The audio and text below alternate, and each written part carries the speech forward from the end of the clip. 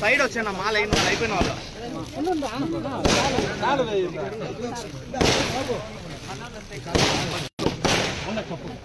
అన్నా మీరు సైడ్ ఉండి కప్పాలనా? గౌరవనీయులు కంటే సెంటర్ అంటాం, కరెక్టనా? సెంటర్ కాని సెంటర్, ఇది సెంటర్ కాదు, దీన్ని పిలిచేది సెంటర్, అంతే కదా? కాబట్టి ఈ సెంటర్ లో ఉండేటువంటి ఎస్టీ సోదరి మనులందరికీ కూడా నా హృదయపూర్వక నమస్కారం. ఈ మారుమూల 2 మండలాలు దాటి రావాలి. ఈ గ్రామానికి రావాలంటే గ్రామ పంచాయతీ కొలమాసినపల్లి, చప్పిడిపల్లి దాటుకొని చాలా దూరం రావాలి. అసలు కొలమాసినపల్లికి దొడ్డిపల్లి సెంటర్ కు సంబంధమే లేదు. హెడ్ క్వార్టర్ పోవాలంటే పొలంనేరు నుంచి మా ఊరికి పోయిన దూరం ఉంది. అంటే ఇంత మారుమూలు ఉండేటువంటి ఈ గ్రామాన్ని, ఎందుకంటే ఒకసారి ఈ కాలనీలో ఉండేటువంటి షెడ్యూల్ ట్రైబులకంతా కూడా ఒక ఆలోచన కూడా మీరు చేసుకోవాలి. ఈరోజు ఇండ్లు కట్టారు. కీర్తి శేషులో నందమూరి తారక రామారావు గారు ముఖ్యమంత్రి అయిన తర్వాతనే ఈ రోజు ఈ గ్రామంలో ఆ రోజు హౌసింగ్ స్కీమ్ వచ్చింది, తెలుగుదేశం పార్టీ స్థాపించిన తర్వాత. ఆ తర్వాతనే గ్రామానికి కరెంట్ వచ్చింది. ఆ తర్వాత నేను శాసనసభ్యుడు అయిన తర్వాతనే ఈ గ్రామంలో రోడ్డు లింక్ చేశాం, సిమెంట్ రోడ్లు వేసినాం, ఈ స్కూల్ కట్టినాం. పక్కనే పెండింగ్ లో ఉంది అంగన్వాడీ. అది పోయిన గవర్నమెంట్ లో నేనే శాంక్షన్ చేసిన, అదే కట్టకుండా ఇంకా పెండింగ్ లోనే బిల్డింగ్ ఉంది. అంటే ఈ గ్రామానికి కావలసినటువంటి మౌలిక సదుపాయాలన్నీ కూడా ఒక తెలుగుదేశం ప్రభుత్వ హయాంలోనే అన్ని జరిగినాయి. జరగని పని కూడా ఒకటి పక్కనే ఉంది, నాడు నేడు ఉంది. కనుక పునాదుల్లోనే నాడు నేడు పోయిన గవర్నమెంట్ లో 5 ఏళ్ళప్పుడు ఒక బిల్డింగ్ వేసినారు. అది ఈ రోజుకి కూడా నాడు నేడుగానే ఉంది, కానీ పని అయితే ఎవరికి ఉపయోగకరంగా అయితే లేదు. కాబట్టి ఏ కార్యక్రమం ఈ గ్రామంలో జరిగినా అన్ని కూడా నందమూరి తారక రామారావు గారి ఆశయాల మేరకు ఆయన స్థాపించినటువంటి పార్టీ ప్రభుత్వం ఏర్పడిన తర్వాత జరిగినటువంటి కార్యక్రమాలే అని తప్పదు. అయితే మీకు ప్రధానంగా 2 కార్యక్రమాలు, ఎందుకంటే ఎప్పుడు నీళ్లు లేదని చాలా అవసరపడతా ఉన్నాయి.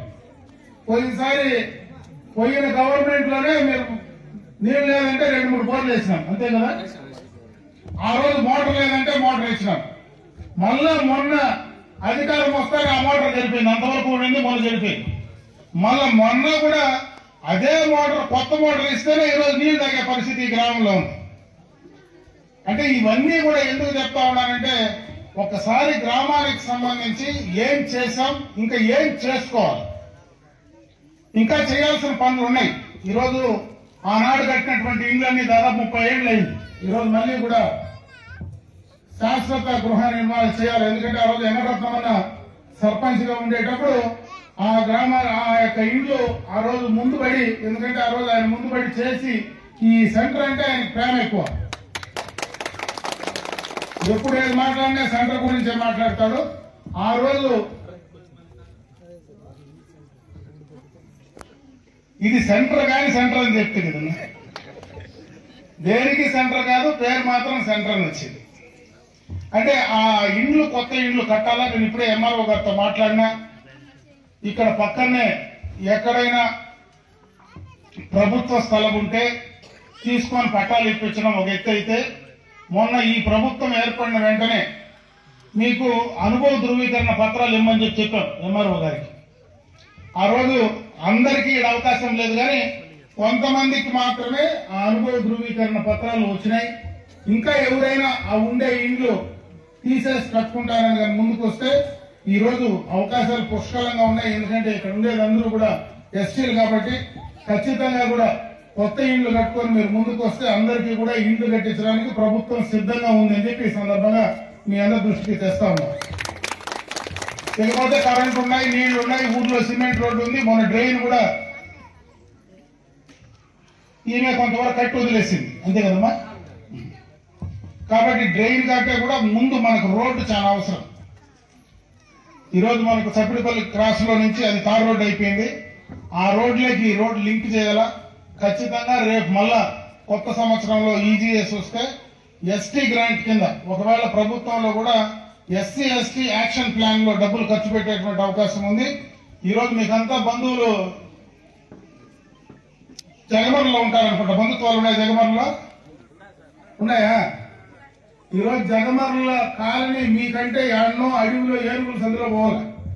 ఆడ కూడా తార్ రోడ్డు బ్రహ్మాండంగా కూడా వేసినాం, అన్ని కూడా గోబర్ బండ్లు వేసినాం. ఎక్కడైతే ఎస్టీ పాపులేషన్ ఉందో, ఏ యానాదులు ఎరుకులు ఎవరైతే ఎస్టీస్ ఉన్నారో వాళ్ళందరికీ కూడా ఈ నియోజకవర్గంలో అన్ని గ్రామాలు ఈ సంవత్సరంలో మొత్తం లింకప్ చేసాం. ఒక ఈ గ్రామమే దొడ్డిపల్లి ఎస్టీ కాలనీ తప్పించి అన్ని చేసాం.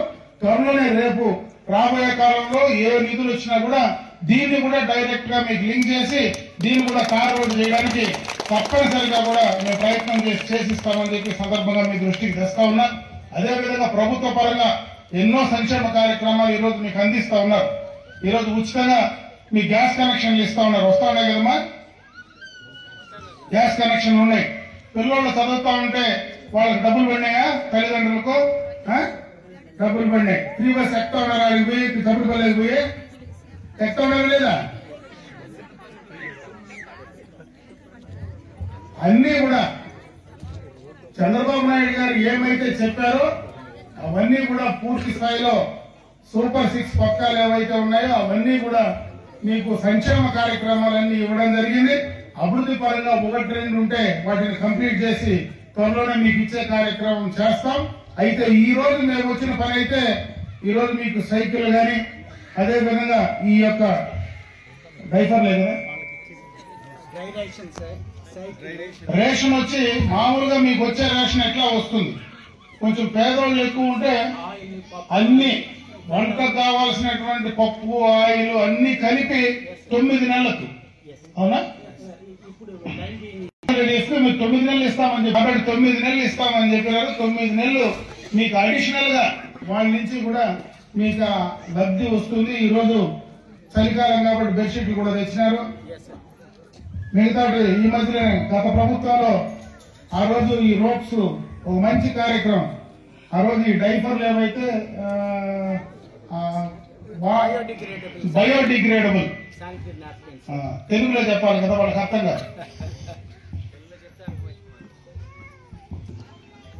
మీకు ఈరోజు పంపిణీ కార్యక్రమం చేస్తారు. ఎందుకంటే ఇవన్నిటికంటే ఈ ఆర్గనైజేషన్ ద్వారా ఈ గ్రామాన్ని ఎంచుకోవడం నిజంగా కూడా నేను వాళ్ళు అభినందిస్తా ఉన్నా. ఎందుకంటే ఇది మారుమూలు ఉండేటువంటి గ్రామం.